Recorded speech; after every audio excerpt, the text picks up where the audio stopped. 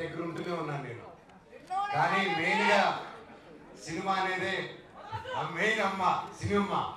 So మీరందరూ ఇంత ప్రేమ చూపిస్తారంటే అది సినిమా వల్లే. అండ్ నేను ఎప్పుడూ ఏదో ఒకటి కొత్తగా చేయాలి, ఏదో ఒకటి డిఫరెంట్గా చేయాలి. అండ్ ఏది చేసినా మనస్ఫూర్తిగా చేయాలి ఆ పని. ఉత్త కేవలం డబ్బు కోసం కాదు. ఆ సినిమా నచ్చి, ఆ స్టోరీ నచ్చి ఎప్పుడు నేను అలాగే వెతుక్కుంటూ సినిమాలు ప్రాక్టీస్ చూసుకుంటూ వెళ్ళాను. అలాగే 8 సంవత్సరాల్లో లాస్ట్ 3-4 years నేను మళ్ళీ సినిమాలు చేద్దాం అనుకునే టైంలో కథలు వింటున్నాను.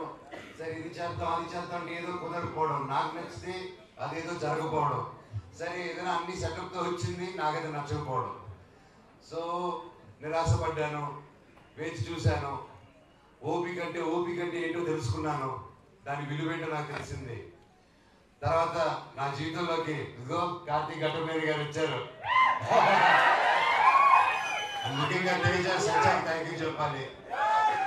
తమ్ముడు వచ్చేసి ఫస్ట్ అప్రోచ్ అయ్యన్న, ఈ సినిమాలో నువ్వు నేను కలిసి చేయాలి, ఈ స్క్రిప్ట్ మీరు వినాలి నా కోసం అని చెప్పి చెప్పడం జరిగింది. అండ్ ఇమీడియట్గా కార్తీక్ డైరెక్ట్ చేయడం, అదిరిపోయే స్క్రిప్ట్. ఇది పార్ట్ 1 పార్ట్ 2లో వస్తుంది. ఈ సినిమా April 18, 2025 విడుదల. And thank you. సో ఇంతకంటే ఎక్కువ ఈ సినిమా గురించి, సబ్జెక్ట్ గురించి ఎక్కువ రివ్యూ చేయకూడదు. ఇది అశోకుడు అన్నం 9 పుస్తకాల గురించి. అండ్ ఇది ప్రతి ఒక్కరూ ప్రతి ఇంట్లో ఈ కథ తెలుసుకోవాలని ఆశిస్తున్నాను. అండ్ లుకింగ్ ఫార్వర్డ్ ఇంకే మరెన్నో సక్సెస్ మీట్లకి, గొప్ప మీటింగ్స్ కి మనం కలవాలని కోరుకుంటున్నాను. ఇక్కడ ఇచ్చేసిన ప్రతి ఒక్కరికి శిరస్సు వచ్చి దండం పెడుతున్నాను.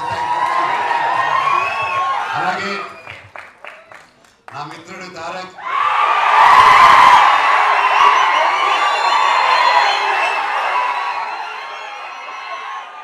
దేవరాజుల సాంగ్ రిలీజ్ అయింది, అదిరిపోయింది.